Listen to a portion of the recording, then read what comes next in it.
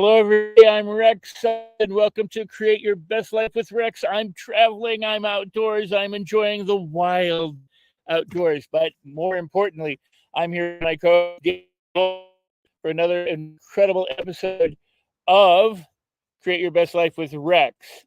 What I need to find is my friend Danny and find out where he is at the moment. I'm here. Hi. And here he comes. And there's Danny. How you doing, Danny? Doing good. Where in the world is Rex Sykes? Well, I'm in northern Wisconsin, in a remote area. I've been out where there's no internet, parts where there is internet, parts where there's phone service, parts where there's no phone service. So this is kind of a excursion into lack of Wi-Fi area. And hopefully Rex makes it through to the end of the show with the bad connection. But I'm currently in Florida, and hopefully the connection's a little bit better. We do have an amazing guest today, Rex, right? We do, and her name is Susan Spiers. I want to tell you about her in just a moment. To work. Then I'm going to have to just tell you that I've known Susan for many years, and I'm not going to be having something up. So Susan Spiers is an amazing person. I've known her since the 90s or early 90s, where we met many years ago. She'll talk about that in a moment. But she is a business person. She's an advocate for so many wonderful I want to say life affirming. She's an advocate for acceptance and tolerance and peace and kindness and goodness, as well as health and wealth and happiness. She's a business person in multiple different businesses, has reinvented life numerous times, and have overcome a horrible car accident and a debilitating illness. So I'm going to have her tell you all about that.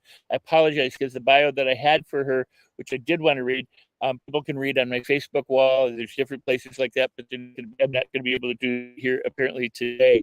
So with that said, Danny, are you excited about the show and having Susan on? You get to talk a little bit. Super excited. Just picking up a few comments that your connection, Rex, because you're in the wilderness, is not the best. So you might have to relocate as we bring Susan on and welcome her. And Susan can kind of elaborate a little bit on your initial welcome. But I think we'll bring her to the stage. We'll bring her on. We've had a chat behind the scenes, and I know we've got something exciting for everybody. So wherever you're logged in from, let us know in the comments. Rex is going to do his best to figure out the signal, and we are going to bring Susan to the screen right now. Susan. Hi. How are you guys? We're good, Susan. So I don't know if you could hear. Am I coming through? Can you hear me now? Spotty.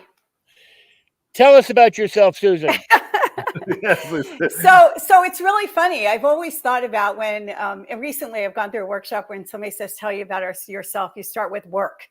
And I don't want to start with work. I want to start with the fact that I am a wife, an amazing friend and family member, and who I am. I love to travel and learn and be curious and live on a beautiful river. I live on the Mississippi. And I most recently traveled to London, to England and Italy and Croatia and Israel. So that's a lot of who I am. And in the spirit of all of that, I have grown up in multiple careers, from teaching history to social work to franchising, and ending up in real estate technology, working for companies like Deloitte and Trimble, launching real estate technology products that help real estate companies, and have had an amazing career, meeting some of the best people I could ever imagine meeting, and having great opportunities. And now I left my corporate job after COVID and decided I wanted to design and control my own life differently. And so I do some consulting around real estate and property technology. And my exciting thing is I have a project called Trustworthy, where we are really trying to working to build a more trusting world and a more trustworthy world, one relationship, one team, one organization, one community at a time. And so we've been at it now for like a year and a half. And Rex and I go back so part of what makes me who I am is I absolutely love to learn. And I always try to show up as my best self.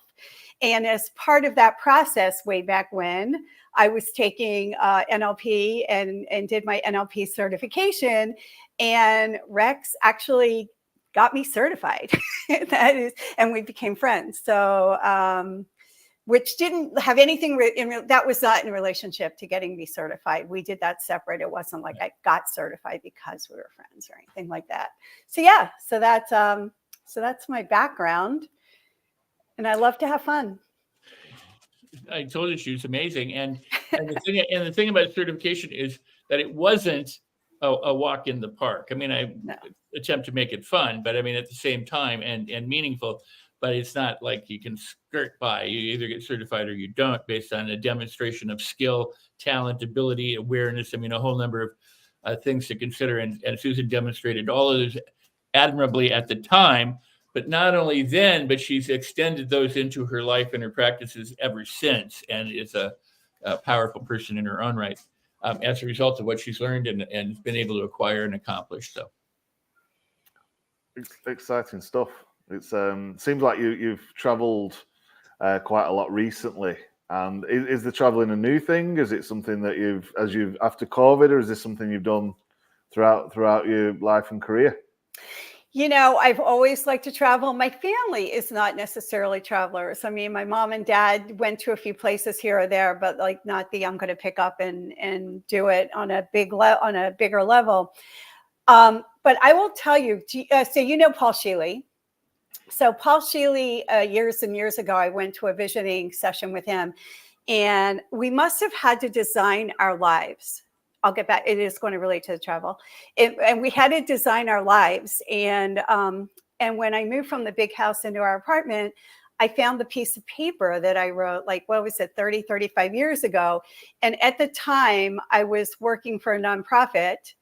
And I wrote that I envisioned my life traveling the globe, working for a consulting company, and living on water. And when I found it, I was working for Deloitte. I had a global job, and I was moving onto the river. And I went, oh my gosh, I need a new vision. I actually manifested that from way back when. So I actually made choices that got me into a global job so that I could travel and work at the same time and see the world, and then do that for vacation and fun as well. So I do believe in the visioning, by the way. Well, that's beautiful. And Paul is a friend and colleague, and it's and we just talked recently about maybe doing something together. So that was cool. And we'll find out as we go. But that's one of my dogs. We're here with 3 now, so they're gonna sound off, and when they do, I'll probably mute. But well, let me ask you the first question. Since we brought up the NLP, how is the 2 things? One is, not all NLP is created equal. I mean, there are different programs and courses, and some are great and some are not so great. But how have you applied that in your life? How do you use it now for trust, or creating trust in relationships, connecting, or creating awareness with the people who you work with? So what I got out of NLP, I think the biggest piece for me was getting better at my ability to connect with people at a heart human level. And I often think of the language I use, because language affects what you're thinking, which affects what you're doing, which affects how the world sees you and interacts with you. So I would say in a big way, my language has been honed down and into something that would be more effective. And also ways to, little tools that you use when you work with people and you're meeting with people, so that they get over whether or not they like the way you look, and they actually listen to what you're saying. And are they going to like you or not like you necessarily, but based on stuff that really doesn't matter versus stuff that's in your heart and really.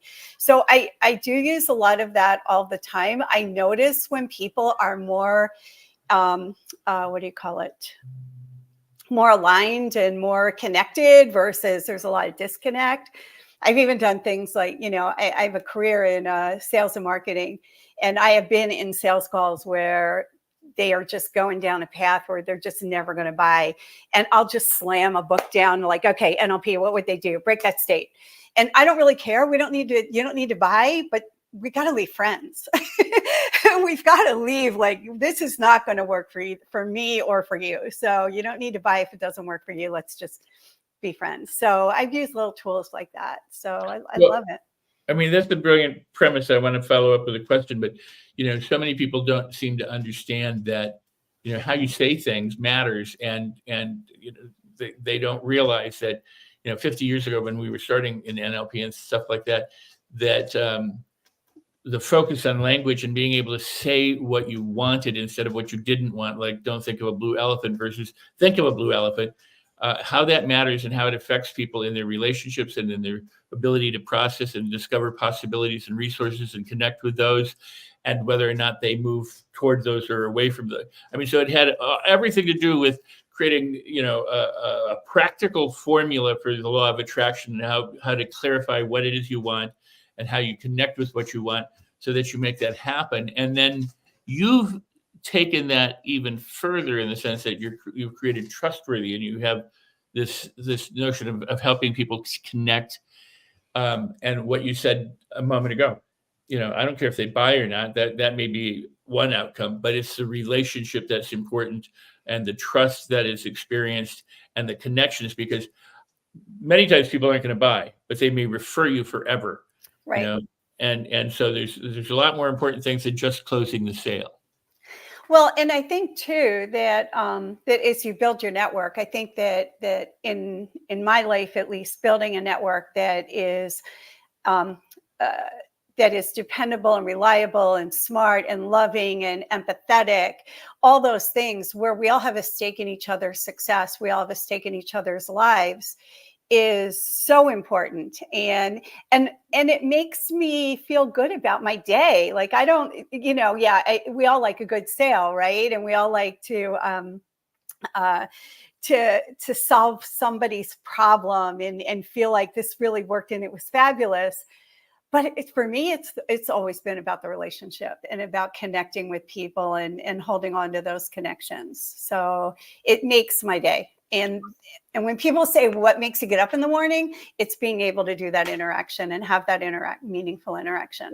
That is so beautiful. There's something else I want to bring up, and that is, it's so much about opportunity and possibility and resourcefulness and connections and understanding people and how they process and understanding where they're coming from. For example, I was making some suggestions to somebody and they go, no. So everything I would say, they would counter. Now, this is going to sound like a technique, and it can be written down as a technique or a formula or a method or a strategy that you can use. And for me, that's none of those. What it is again, it's an opportunity to connect with someone. So instead of saying, maybe you want to consider this and the other thing, I said, well, I'd offer you some advice, but I don't think you're going to want to do this, and take it away before I offer it. And they go, well, wait a second, what is it? And I said, well, no, you're not going to be interested in going this way. And they go, no, that sounds good. But if I had said to them, go this way, they'd go, no, that can't work. It's never going to possibly work. So it becomes their idea. Let me hear it. Oh, let me decide whether I'm going to want it or not. And I go, okay, well, then I don't think you're going to like it, but here. And they go, oh, no, I love it. And so, but it's understanding that that's a pattern that they're displaying. It's not a technique that you're doing, and you're working with them in a way that they're used to working. So you're not trying to do something counter to who they are. You're just offering them choices the way they make choices. So yeah, exactly. And so when we look at trustworthy, the coaching that we do, the workshops that we do, we have actually monthly labs that anybody can join, and we would love to have you, where we talk about, how do you build trust with somebody, or how do you where is the line between truth and lies, and what are the unwritten social contracts we have with each other, and how does that impact trust? Because I think that part of and I know we want to talk about the Guillain-Barré, but I'll just kind of throw my idea out here. But part of what we talk about is that when we start projects, we have scope. We define scopes and budgets and timelines, and we sign off, and we have these contracts. But what we really don't do is we really don't talk about the rules of engagement. We really don't stop and say, how are we going to work together? What are our expectations? What happens if one of us doesn't follow through? How should we handle that and get those agreements? We kind of assume that those are the ones that are just going to happen. And I think that's where teams blow up and projects get challenged. And it's all those unwritten social contracts that we haven't defined accurately and appropriately. So we talk a lot about that and give the skill set, give ideas and strategies around how to do that, so that we all can play in the sandbox together and deliver what we have told clients we're going to deliver, or friends we're going to deliver, or family members we're going to deliver. Well, I'm going to pass it to Danny just a second. What I love about this, and I've talked about it a lot, especially in sales courses, is that people are focused on closing sales. If you're focused on closing a sale, then you're targeting a mark, essentially. You're saying, I have to have this happen with this person in order to have another successful number added to my belt or whatever it is, as opposed to I'm creating a relationship with somebody that extends far beyond a close of a sale. And that demonstrates far more respect. Now, I want to connect people up with resources. I wouldn't be selling what I'm selling if I didn't believe in it, that sort of thing. So Right. all of that, kind of goes without saying, but it's beyond the immediate moment. How can I meet your immediate moment? I may not have the product, service, or the thing to meet you, so I might have to refer you. But if I can't keep the relationship with you, then I've just sent you away. But if I can create a relationship with you, then there's opportunities forever. So I'll throw, I interviewed for one of my more interesting jobs as an employee, and they wanted to know what was my sale target. I don't know what they called it, end of year target. I don't know what they have a name for that. And what have been my sales each year. And I had no idea. I said, I'll have to go look it up. And they said, well, how can you be in sales and not know what that number is? Like, don't you live, die, and breathe that number? And I'm like, no, I live, die, and breathe the relationship. And I live, die, and breathe that my only goal in meeting with somebody is to have them want to meet with me again. And you know what? I blow out my numbers. Like, that is not the reason. Like, you do that and you actually do meet your targets and exceed your targets, and everybody gets what they need to get out of it. And, but I remember this particular sales leader was like, how do you not know your number? And I'm like, that just wasn't, the number always happened. And again, that goes into believing, right? Believing in yourself, believing in what you're doing, believing in your product, that the number was going to happen. You didn't have to focus on the number to make the number happen. So we've known each other for some 30 years. I shouldn't say those numbers. Okay, for a couple of days. And we wouldn't, if I hadn't certified you in NLP, we would still be friends. Yep. And as a result of certifying you in NLP, that didn't make us friends. No, I think going to Milwaukee and spending time with you guys and getting to know each other is what made us friends. I think that while you were certifying me, you were like the whatever they call you, certifier, or the trainer or coach or whatever that was. But I think we just got to know each other. I don't know if you did get to know other people in our class and our cohort as well, but yeah. Yeah, I'm very happy to say that many, if not most, of all my students, and I still, if they're alive and they're around the world, maintain relationships. That's I mean, that can be vast numbers too, but that's not the point. The point is that it's not about getting a signature on a piece of paper. It's not about demonstrating the skill. It's not about that. It's about the creation of a relationship that extends far.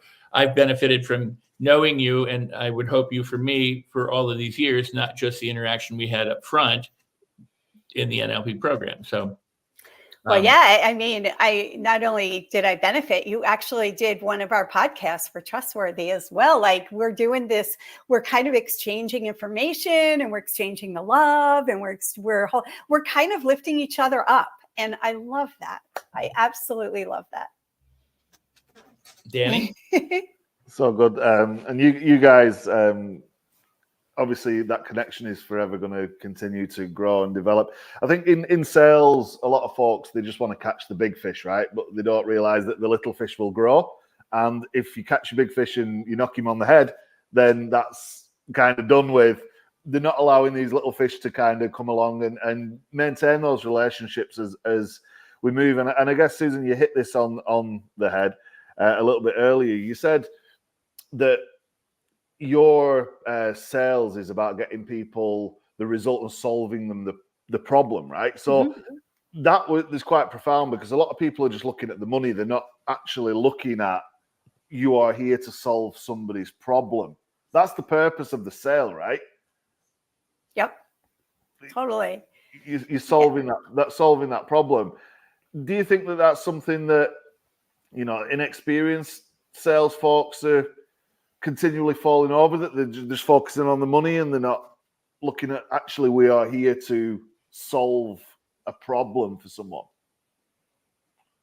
I don't know if I've done, like, you have the experience being out in the world of sales. I can tell you that the people I worked with on my teams and we collaborated, they were a little more focused on a number. I did have a teammate that would call me, and he was living in the UK, every morning to say where we were to our number. I'm like, okay, great, somebody's tracking it.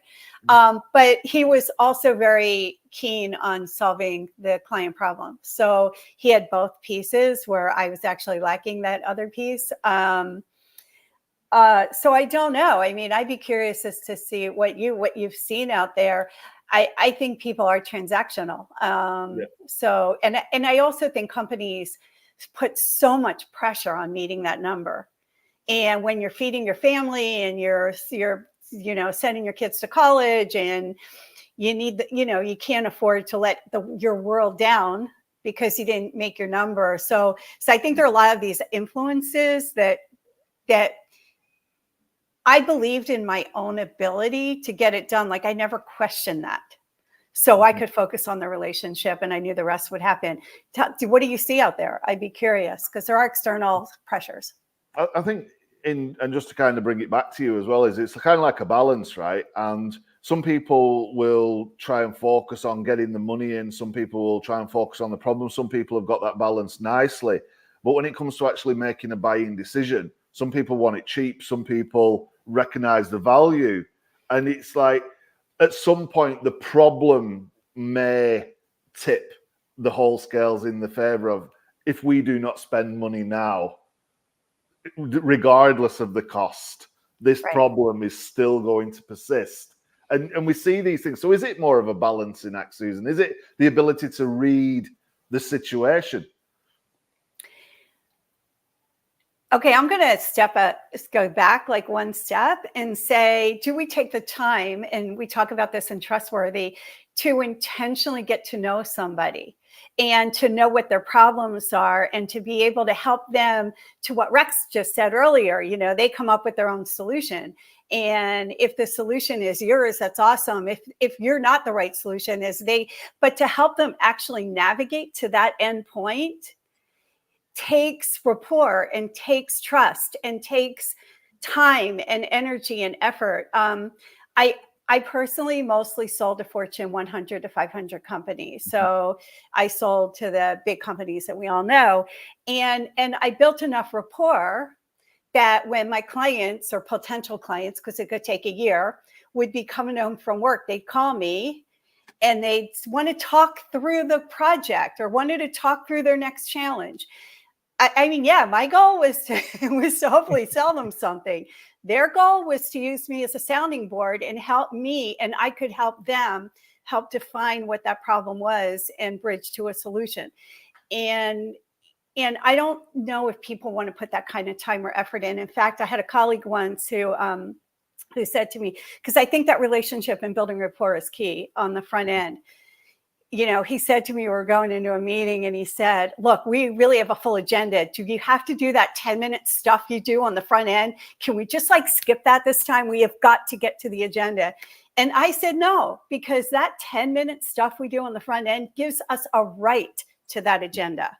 That opens the door to that agenda. So I guess maybe I'd reframe your I guess my observation is that people don't take the time to get to know people as people, and they don't take the time to connect on a level that just doesn't make them look like a salesperson trying to sell something, but actually a colleague.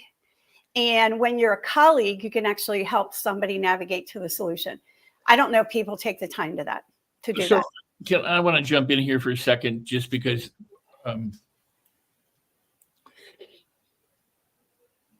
one of the advantages of social media is that people now can communicate all around the world, whether we're on one versus the other. It doesn't matter the platform. People have communicated, they've had battles, obviously, but they also have friendships that developed where they've never met in person. And then they meet in person, and it's like, wow, we've known each other forever. Now, that can happen whether they sell or don't sell. It's not about whether selling is inclusive or exclusive, or, nothing is a sale, for example. The numbers are metrics. They're just a way of knowing, am I closer or further away from a target that I have, in the same way that a ruler lets you know how far you can, it is to get across the room. It's a measurement, and measurements are fine. They're good. They're useful. They're tools. And people talk about quality, cost, and convenience. Somebody buys for convenience, somebody buys for quality, or a couple of them, or whatever. All we're talking about really is we relate in a way that we understand what's important to the other person and try to match them up with what it is that they need so that their problems are solved. And, well, by golly, it's you or Danny or me or somebody who's connecting them. And so they appreciate that. And some kind of relationship is formed, so that that's not the end of the sale process, but the beginning of a relationship where you continue to mutually benefit each other, in the same way that you met on Facebook at one point and now you're friends in real life. So it's all of it is good, but what happens for people is they focus on one thing versus the other, or they make one thing more important than the other. And I would argue that the only thing we have as people in the real world are the relationships that we have. I agree completely. Apart from that, there's nothing else. I mean, there's things and stuff like that, but nothing of that matters unless you connected with the people you want to be connected with. And that's what knowing how to sell or knowing how to relate and to create trust and all that is far superior to just being able to get a yes or a no or a signature on a piece of paper, but it's all part of it.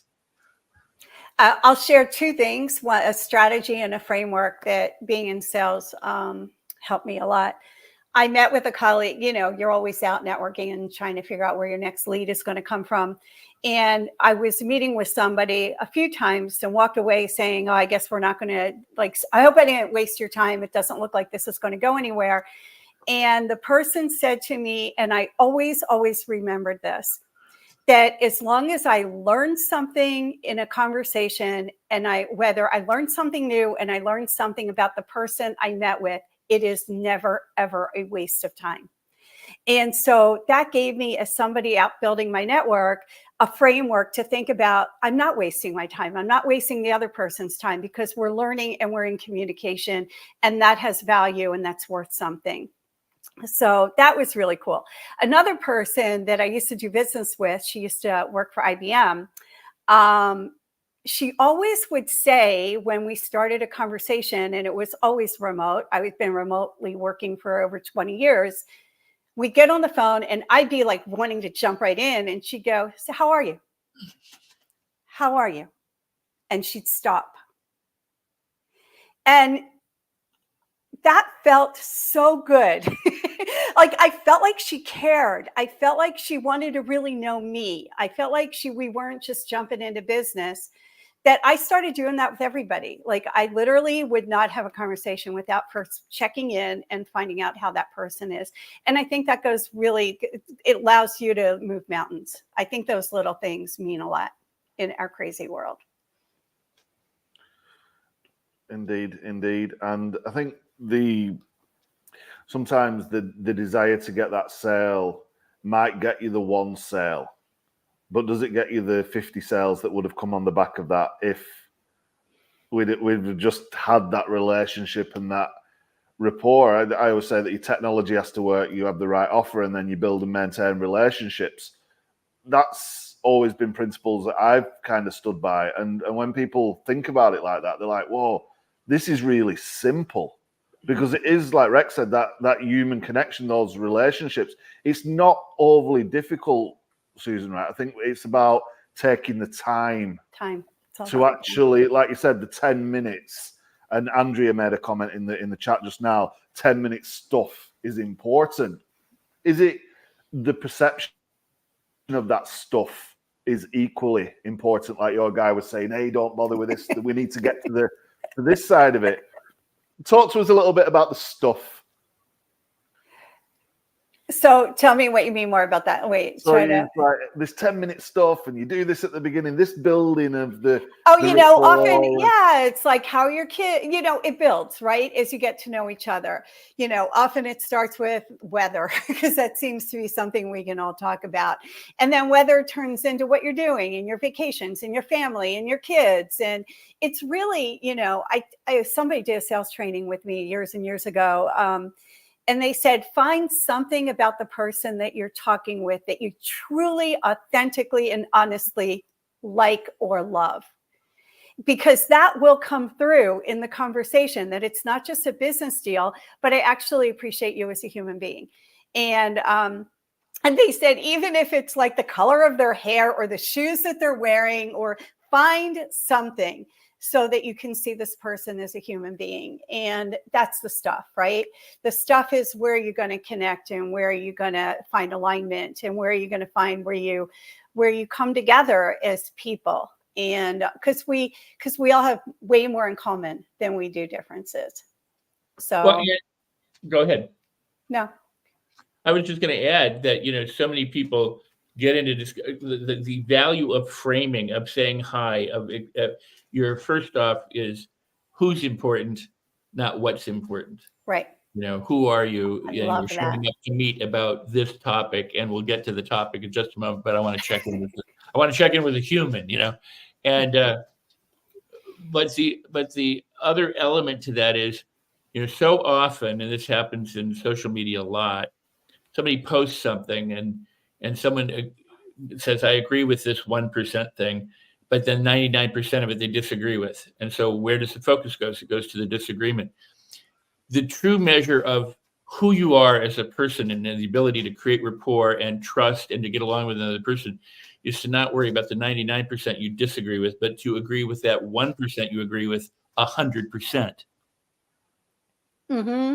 In other words, if you're wanting to build a bridge, and that's the doorway, because you go, yeah, there's plenty of stuff we disagree with, but what is it that we agree on? Right. And let's get there first. Right. Because we can always, at some point, troubleshoot the things we disagree on.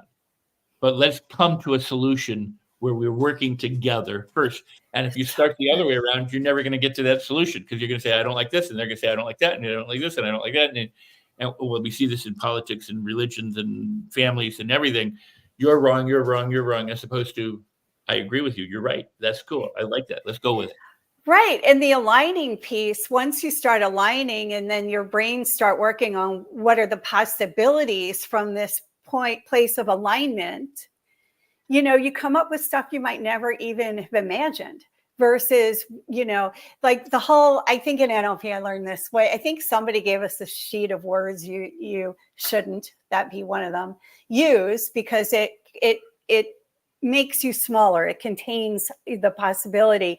And can't is one of those words. You can not, I always remember that, or you can, right? So when you ask things I use this stuff all the time, because when you deal in the negative and you deal in the can't, then you've closed it off. I mean, you really have just closed it down, shut it down. So it feels, it's just way more fun and full of possibility to deal in where you're aligned. I love it.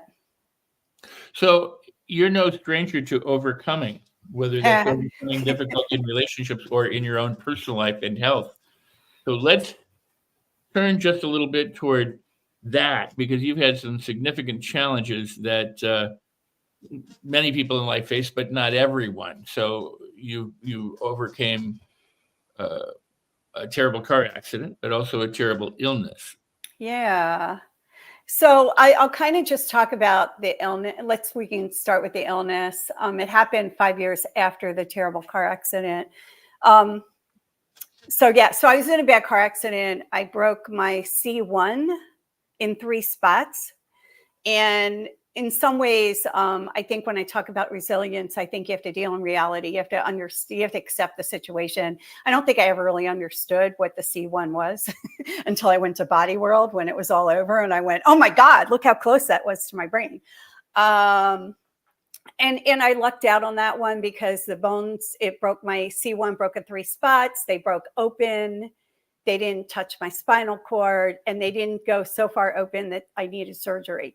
So they actually healed on their own wearing a halo brace. And how brilliant medicine has got evolved that you can walk around in traction versus if I had to like lay in bed for months and months. And I got scalped down to my skull. So like, it was like the accident that could have changed everything and it didn't. So really grateful. But the life-changing illness was Guillain-Barré, which is a condition where your immune system attacks your nervous system.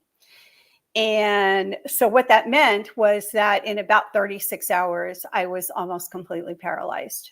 And that was the game changer of my entire life. That car accident was nothing compared to this. I mean, with the car accident, I was unconscious, woke up, they had a halo brace on. I didn't remember the accident. I could walk around. It was horrible. People stepped up and helped me. But this was a whole different animal where I truly thought game over. I had no idea what my life was going to look like. And before I talk a little bit about that, I want to frame it in some other important things about me, because I think how I dealt with that, how I got through it has everything to do with who I am. So I am somebody who wakes up every day and says, how can I be the best person I can be at this moment? And so that includes a lot of learning, a lot of showing up, a lot of, eating right, working out, whatever it is. It's like, how can I be the best person is a core value of mine. Another core value, which really showed up through getting through Guillain-Barré, was having faith and belief. Like, you got to believe that something's going to happen, or I always believed something was going to happen, and I got challenged with Guillain-Barré, and have faith that that I was going to, whether it's, however you choose your faith, God or whatever, that for me it's God, that God was going to see me through, and I believe that on a day-to-day basis. That was challenged. Everything about me was challenged. Staying in gratitude. I am somebody that always stays in gratitude, or at least as much as I can, about really appreciating life and my opportunity and the world and what I have and the people I'm with. That was challenged. I'm somebody that never stops learning, and I'm really, really curious all the time. That played a big role in my recovery, as I'll explain. And then practicing self-love. Do we take the moment to really go inside and take care of ourselves? I think we have so many things pulling at us all the time that I'm not sure we're very good at self-love. And then once you know who you are and you do the self-love, then you can really show up and be present and authentic and trustworthy. And then the last thing I throw out there, because we live in community, we do not live in isolation. And I could not have done this without my network, without my friends, my family, my husband, who bared the brunt of it, and my relationships. So for me, those are kind of the values that I think were challenged by Guillain-Barré. And so, and so with that, I'll tell you the story. This was back in December 2011, and my feet started to feel like they had sand in them. They were heavy, and they got heavier and heavier. And I didn't know what was going on. I ignored it for a night, went to bed. And I don't know how good we are at listening to our bodies. our bodies tell us a lot. And at that moment, the next day I'm going to work and I'm in my car and I'm just having a problem, like lifting my legs. Yes, I'm driving. Like it just didn't feel normal. I was still able to lift them, but it didn't feel normal. And I called my doctor and I said something, and she's on vacation. And I said to them, I need you to give me the smartest, something is seriously wrong with me. I'm listening to my body. It's my intuition. I'm tuned in. There is something really wrong with me. And I need somebody smart, brilliant, that talks a lot, because I talk a lot. And I went in and I went to my meetings and then went in and told them my hands and feet were starting to feel heavy. And so they tested me for a stroke and they tested me for a couple other things. And it was the oddest sensation, because I'll never forget the moment when the doctor said, get up on the table.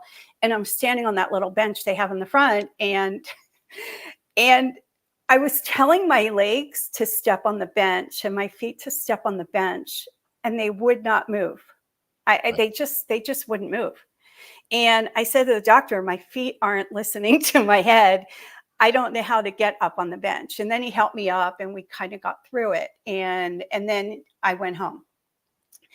I got a call from him later that day, didn't have a stroke. My tests all turned out okay. It'll just go away, he said. And the next day, and people that know me will say I'm incredibly determined. That's the word. And I'm pretty tenacious and I never let go or give up. My face started getting paralyzed the next morning when I woke up, and my feet felt a little heavier. My hands felt a little heavier. And I was scared to death. And I called the doctor and they said, oh, he's with a patient. He'll call you back. I'm like, well, I'm not getting off the phone until he gets on the phone. So if it's a half hour, I don't really care. I'm not getting off the phone. That's the way it's going to be. And he got on the phone and he listened to what was going on. And he told me immediately to get to a hospital, don't pass go, that there was something wrong. And I had three choices. And this is like faith, right? Faith and belief. Like I'll keep bringing the themes in. I had an ER room that was branded as the fastest ER in the county. And then two others that were close and really good. But I was in the middle of all three. And I said to Mark, okay, we could go to the fastest, which is what I wanted to do since he made it sound so urgent. But I'm like, no, let's go to the one where all my medical records are. That was one of the best decisions I made, because the neurologist on staff at that time knew about Guillain-Barré. And it is such a rare syndrome and such a rare disease that most doctors absolutely know nothing about it. And he did, which was great because he knew what to test for. I walked into the hospital. They immediately figured out it was Guillain-Barré, and I was admitted. Then it took another 24 hours to get into their system. So I got paralyzed, more and more paralyzed. I walked in and then started getting more and more paralyzed as I was there before they even began the treatment. And what they did for the treatment was, because it's your antibodies attacking your nervous system, they had to take my blood out, separate my antibodies, put my blood back in, let me form new antibodies, take it back out again, clean it again, put it back in. So that took about 6 days before I stabilized. I was really, really fortunate in that I never had to go on a respirator. So it stopped right at my chest. And then it took about another 6 months. I had to learn how to walk again. I had to learn how to hold a fork. I had to learn how to, move. I had to learn how to do everything from scratch. And the one thing that does not happen with Guillain-Barré patients is that my face became pretty paralyzed. I could only talk with my head upside down because the speech therapist told me that my tongue had gotten paralyzed. I couldn't cry. I had a hard time closing my eyes. And that's where that doctor, so it was horrible. I mean, I was laying there in a bed trying to figure out what in the world's going to happen to me, because I saw, and for somebody that believes that you can dream it and make it happen, manifest it, see yourself, I'm like, there's no out. I mean, I saw absolutely no way I was going to have a life. I did not understand how this was going to end up good in any way, shape, or form. I had asking for help is really, really important. I had a rabbi who who was amazing. He literally visited me 2 to 3 times a week for months to have the same conversation. How could God do this to me? Over and over and over again. It was like peeling the onion. Like and I'm sure he wouldn't have come if he didn't think that I was getting something out of it, or I didn't want him there. But I needed to have that conversation because my life was going so well. And all of a sudden I was not the person I was 3 days before. And I didn't have any time to work into it. And then the other person that really was impactful was the doctor, because of him holding my hand so, really tight and saying to me when I told him my life was over and I'm in sales and how am I going to do this? And when he said that people buy from your heart and who you are and your product and your brain, and you're going to be okay. And so fast forward, I got home. Things were a lot worse after, I think this whole process took like 6 months. And before I was up and running again, I found out through this. So I had nothing to do except PT. I mean, nothing. I mean, I'd sit and look out the window and go to PT and do my exercises because I couldn't do anything else. So I created a lot of space. The rabbi continued to come see me. I learned that people don't do PT. That was really curious. They were so excited to have me come in there because I actually worked with them and did my exercises at home. And I'm thinking, how do you, again, but that's part of you want to be your best person. You want to actually so you have to show up. You have to do the work, right? In my healing, my face did not heal correctly. Everything healed. I am a fortunate Guillain-Barré ex-patient. A lot of people end up quitting their jobs. A lot of people have neuropathy their whole lives. A lot of people have stuff going on or continue with the paralysis. I actually am fine, except my eye nerves control and my mouth nerves crisscrossed in the healing process. So my eyes control my mouth and my mouth controls my eyes. So that's my leftover craziness. So what does that mean is that I spent a year in speech therapy learning to use my voice so that you can understand me, because the bottom half of my face does not work correctly. My lips don't work. So therefore, for you to really understand me, I have to use my voice a certain way. And I spent another year in facial paralysis therapy, learning how to loosen up my face so that I can show up. And, I did that. Back to, I don't know, I kind of got off of, I do want to say the one thing that changed my moment of belief. I forgot this part, and it's one of the most important parts. Because remember I said that I didn't think I'd ever get out of it. Well, obviously, I ended up changing my mindset and my attitude. The rabbi walked out of my house one day, and I was very disappointed with the conversation. And I received an email from Jean Houston, psychic to the stars. I have no idea why I was on her list, but I got an email.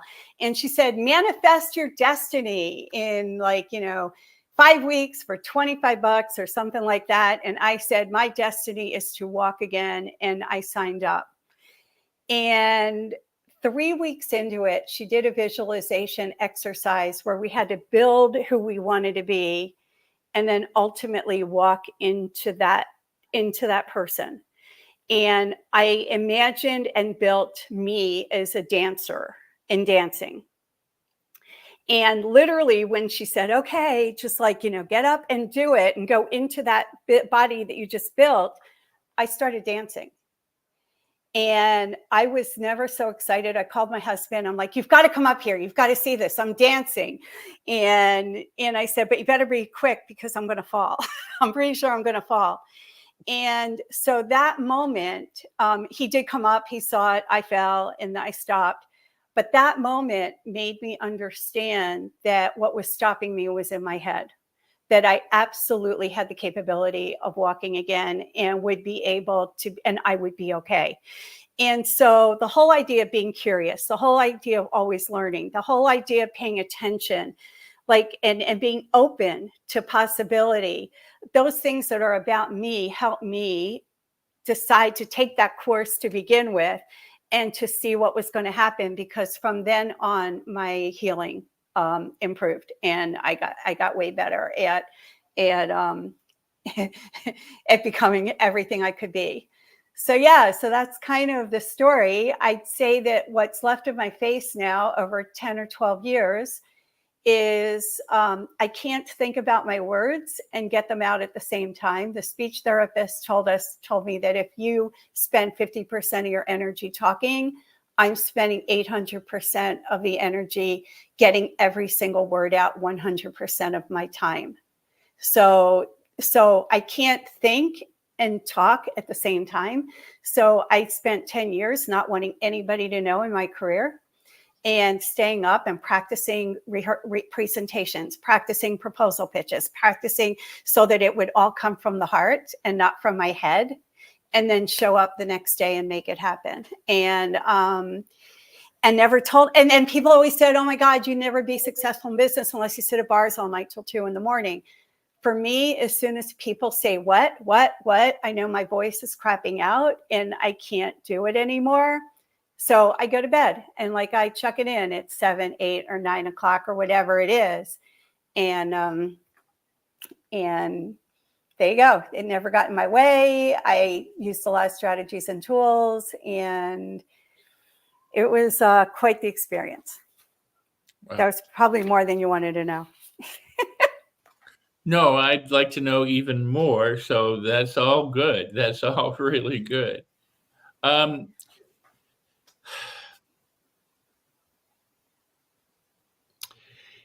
For those people who don't know what you're talking about, most people mispronounce it as Jillian Barr.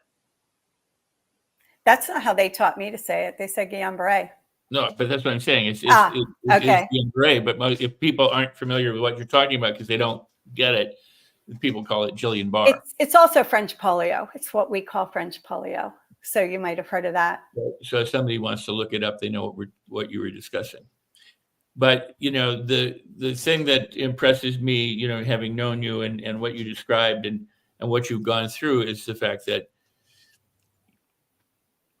your earlier conversation was about relating with other people and having relationships and creating trust. And yet what you discover is you have to be able to relate to yourself. There's a relationship with you that's important, and have that trust too, and have that belief in yourself and in your body and in processes that we may not know anything about, in order to work with them and to collaborate with them and to live your life again. Yeah, you do. And also to understand that each of us is going to have a different end result, right? I mean, some people, and it doesn't, when you have cancer or you have some other, life-threatening illness, it's really about how do you make the best, what can you pull out that's positive? What can you pull out that's the best of it? Because one of the conversations that I had with the rabbi, which I thought was really important, he always started with, well, it depends on what you think God is. Like, why did God do this for you? Well, is God the overriding thing that's deciding every little thing on earth? Is God, like, what is God to you? And we all have a different definition of that, because that's going to define how God. So for me, it was God was what allows me to make the choices that I make in a way that's going to best get me to where I want to be. Like, it's what's that drive, that motivation, it's inside of me so how do you take that and use it on other circumstances, whether it's cancer, whether it's a layoff, whether it's you just lost the sale, we all have different things that disappoint us in many different ways, or that are seemingly like the end of the world, and some of them are. But what are you supposed to? I always wanted to know, what did I need to learn from this? What do I need to get out of this? What am I going to pull from this? It's going to allow me to live my best life with whatever that was going to look like at that moment, which I didn't know was going to be this. I had no idea I'd be okay at that moment. So if I had to sum everything up, and it's not my job to do that, but if I had to, I would go back to the find what you can agree with 100% of the time and agree with that. Take that 1% of movement, that 1% of insight, that 1% of curiosity, the 1% of gratitude, the 1% of love and trust, or whatever it is that you're able to do, and go with it 100%. And that's what you did, and that's who you are. I'll add one more piece. So I took this off the wall. I had this on this is with me every day. I don't know if you can see it. They're my goals from the hospital. And it sits on my wall right in front of me every day. And I'll kind of just read them to modify what you said or edit it a little bit. So my goal was to do one thing today that I could not do yesterday. I mean, just one. You don't need to accomplish everything. You don't need to take over the world.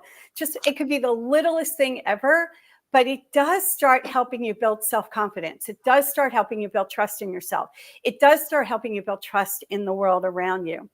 And the other thing I wrote it is suck it up. Like, it is what it is. Like, you have to be able to accept reality. Because I don't know how you can change it if you're not in acceptance. And life is a journey. It's not an end game. I'm still on my journey. We're all on our journey. So if you do one thing at a time that moves you closer to that end destination, then you are a rip-roaring success. Like, you've taken a step. Good for you. That's awesome. And to live into attitude, like, don't push too hard. Be kind of Zen-like, stop and make time and space to really touch who you are and how and what's important to you, so that you can connect on that level with others, because they will show up for you. Wow. That's beautiful. I want to add, we're going to run a couple minutes long, and that's okay.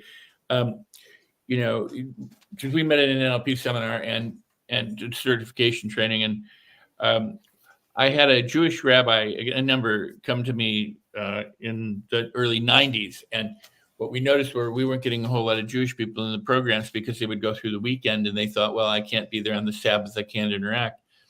And so I love this man. He's since passed away, but he was just so insightful and so beautiful. He said, what people don't understand, Rex, is you're doing God's work. You're helping people improve. They're getting better, and they're exploring their own skills and abilities and talents. And that was God wants for people.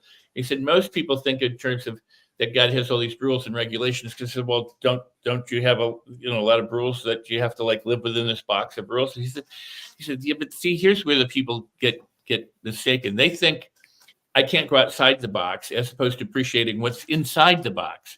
And we have all this beautiful area to play. And so if we just understand that, well, as a result of him telling the Jewish community, hey, this is great. You may not interact with the electronics or whatever on that, but you can do this because this is a way of improving yourself. Suddenly people were coming from all around the world. They had permission to now do something that they didn't know that they had. Yep. And again, it goes back to find what you can do and then do it, and find what you appreciate and be appreciative, and find it, and so again, what a powerful message, because so many people try and do so many things, or they worry about the rules and the regulations and everything that they instead of what's possible with what I have, and to make the best of that and move that forward. I want to turn it over to Danny Chu here before we close out, but you are an amazing person, Susan. I love you. I've known you all these years, and I get to know you better and better all the time. And here we have done this program together with Danny, and you and I and Christine have done another program. And so if people want to know, they can go to Trustworthy, they can see your other conversations with other people, or they can see you and I converse. Yep. Or if those there can come and see you and I, converse here with Danny. So, I mean, it all kind of comes together. And then, because I've actually read your book twice now, and I know I still owe you a testimonial, but it confuses me because it's on Amazon, but because I got it digitally. But but I will do a testimonial. But your book has really helped shape some of how I'm showing up today versus what we did before. So thank you for what you've given me in a lot of different ways as well. Oh my God, and back at you, and I love you. And Danny, Susan, Danny, it's been a pleasure. And listening to that story, I think the thing that stood out is you made the point, Susan, that it was kind of your mind that unlock the key. And I think that's so profound and so Mhm. important for people, whatever they're doing, wherever they are, in whatever circumstance. It's often your mind that holds the answers. And you talked about looking inside of the box, out of the box. I think maybe folks giving themselves the room and, like you said, Rex, the permission to look within their own selves. That's something that really kind of stood out for me, and a pleasure being here, being part of this. I put your YouTube on Thank here you. as well. Susan, just talk to us a little bit, Trustworthy podcast, what's going on this YouTube channel so folks can get more. So each month we have a really interesting video or we filmed somebody that's talking about trust and their experience with it and giving insights and inspiration to our audience. So we go from real estate tech experts and national leaders to RECs to university professors. So we have all different, and we have coming up in September, a woman that I've become friends with that is an extraordinary, she matches her stage presence and her acting to her executive coaching to teach her clients presence. So, and how to show up. So she's on our September YouTube podcast. So love for you guys to come subscribe and also to like our Trustworthy page on LinkedIn, but you can get the YouTube right there. Awesome.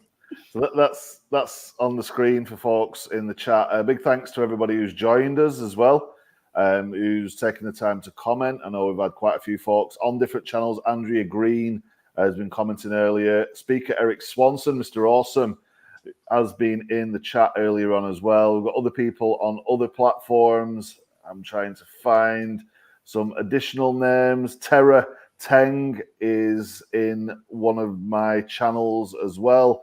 Talking about the importance of communication. Life isn't about waiting for the storms to pass. It's learning how to dance in the rain, says Sarah, as we move. And another segment, Rex, coming to conclusion. Susan, thank you. Thank you, guys. Thanks for giving me the opportunity. I was humbled to be here. And we're honored to have you here. And in a moment, you're going to go back to the green room, but wait until we close out the show. Don't run away, okay? If you've got a moment, we want to catch back. You got it. Meanwhile, Danny, thank you so much, and for all you watching, we really appreciate you, and we want you to continue to stay and go to trustworthy.com, or the YouTube channel, and as well as come here and watch these shows. There we go, youtube.com, Trustworthy Podcast. To do that and to help spread the word, you can like and you can share and you can comment and you can watch the replay and share the replays with other people as well. So we thank you for that. And as I always say, if you think of something as a problem, it's a problem. If you think of something as a blessing, it's a blessing. So you should celebrate everything, right? So with that in mind, I do want to say, Danny, because people ought to know, we have the Outwitting the Devil book study. We do indeed. And Susan, we will catch up with you in a short while in the green room. Okay. Thank you. Rex, Outwitting the Devil. Outwitting the Devil book study, which is going on right now. We have done 5 sessions, 5 incredible sessions.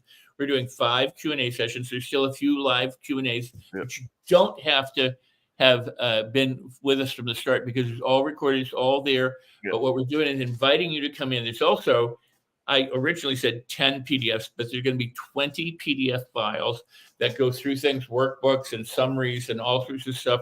That's really powerful. I mean, they get a lot. Yeah, I've loved going through those PDFs.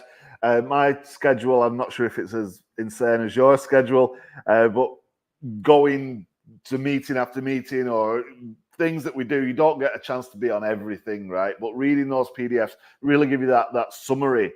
And as I'm reading these things, I'm reading them in your voice, which is kind of weird because we've spent a bunch of time together.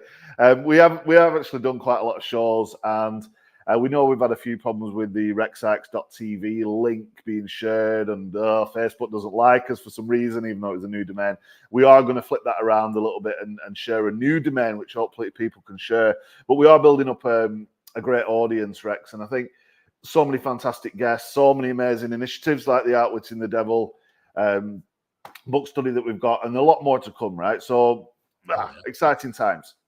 Very exciting time. So go sign up, enroll in the Outwitting the Devil. So right now it's at a special introductory offer price. It's going to go up when we're done with the live session. It's going up. So if you want to join us now. Get in on the next couple live sessions, and I'll even for those people who join now, we'll do maybe one extra live session just to have an extra live session. Well, it's too kind. It's too kind.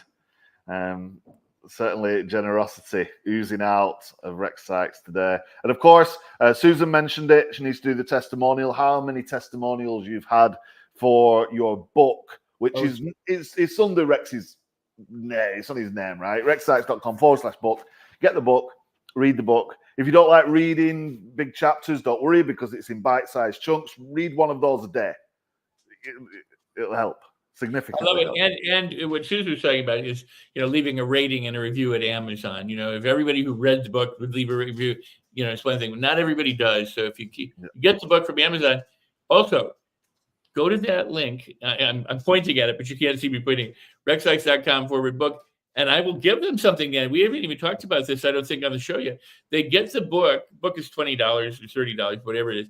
I will give them a $497 value training on mastery. Now, this is an important thing. I also talk about it in the Outwitting the Devil book study, but this is the Mastery Loop training, which is how to master any skill, your thoughts, your feelings, your words, your behaviors, and anything you want to learn how to master. It's a process that you go through that creates momentum so that you can learn easier, quicker, or with more delight, with more fun, and make the process of becoming skilled at whatever you want to become skilled at enjoyable. And so go get it. I'll give that to you as an absolutely free bonus. So that's a big bunch of value, and again, testament the generosity. Lots of things coming up, lots of cool stuff. We know we've got Susan waiting behind the wings just to say that goodbye for now, and we'll be back again for sure. So much value, but also an amazing story, and we've got more to come, Rex, right? So leading into next week, who have we got next week? I know I've got a few. That's a surprise next week. And then moving forward, after that, on the 11th of September, we have Scott Schilling. Yes, but next week will be a surprise. Yep, look out for that one. So we are at that point. Anything else, Rex, we need to cover?